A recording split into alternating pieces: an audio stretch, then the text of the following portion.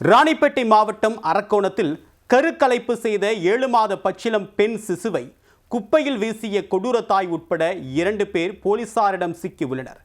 பெற்ற தாயே சிறிதும் மனசாட்சியின்றி குழந்தையை குப்பையில் வீசிச் செல்ல காரணம் என்ன?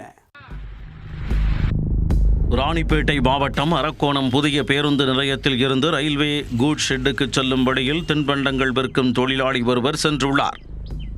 அப்போது அப்பகுதி குப்பைமேடு பகுதியில் பெண் சிசு ஒன்று அசைவில்லாமல் கிடந்ததைக் கண்டு அதிர்ச்சியடைந்தார். அதிர்ந்து போன அவர் உடனே இது குறித்து அரக்கோணம் டவுன் போலீசாருக்கு தகவல் கொடுத்தார். விரைந்து வந்த போலீசார் சம்பவ இடத்திற்கு வந்து குழந்தையை மீட்டு அரக்கோணம் அரசு மருத்துவமனைக்கு கொண்டு சென்றனர். ஆனால் அந்த பச்சிடம் பெண் குழந்தை ஏற்கனவே இறந்து விட்டதாக பரிசோதித்த மருத்துவர்கள் தெரிவித்துள்ளார். வழக்கு பதிவு செய்த போலீசார் சம்பவ இடத்தில் நடத்திய விசாரணையில் குழந்தையை பெற்ற தாயை வீசிச் சென்ற கொடூரம் தெரிய வந்து அதிர்ச்சியடைந்தனர். தேடுதல் வேட்டையில் இறங்கிய போலீசார் குழந்தையின் தாய் திவ்யா மற்றும் அவரது தாய் என இருவரையும் பிடித்து விசாரித்ததில் திடுக்கிடும் தகவல்கள் தெரிய வந்தன. திருவள்ளூர் மாவட்டம் கடம்பத்தூர் வைஷாலி நகரைச் சேர்ந்தவர் 32 வயதான திவ்யா. இவர் பட்டாபிராம் நகராட்சியில் ஒப்பந்த தூய்மை பணியாளராக வேலை பார்த்து வருகிறார்.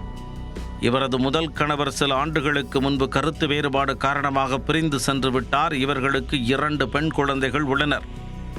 இந்நிலையில் திவ்யா அதே பகுதியைச் சேர்ந்த ராஜா என்பவருடன் பழக்கம் ஏற்பட்டு ஒன்றாக வசித்து வந்துள்ளார். இதில் அவருக்கு ஒரு பெண் குழந்தை இறந்து பிறந்துள்ளது.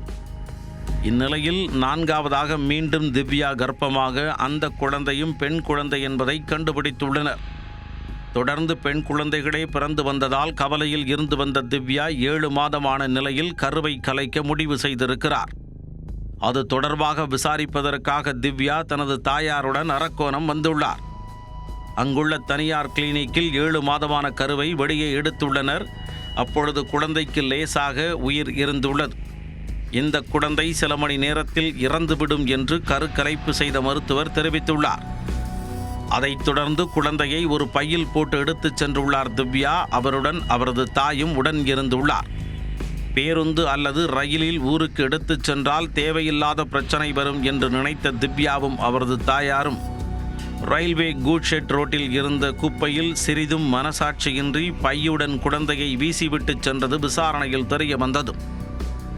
திவ்யா குழந்தையை கருக்கலைப்பு செய்வதற்காகவே கடம்பத்தூரில் இருந்து அரக்கோணம் வந்ததும் போலீஸ் விசாரணையில் உறுதிப்படுத்தப்பட்டது. இருவரையும் கைது செய்த போலீசார் கருக்கலைப்புக்கு உதவிய தனியார் மருத்துவமனை குறித்து தொடர்ந்து விசாரித்து வருகின்றனர்.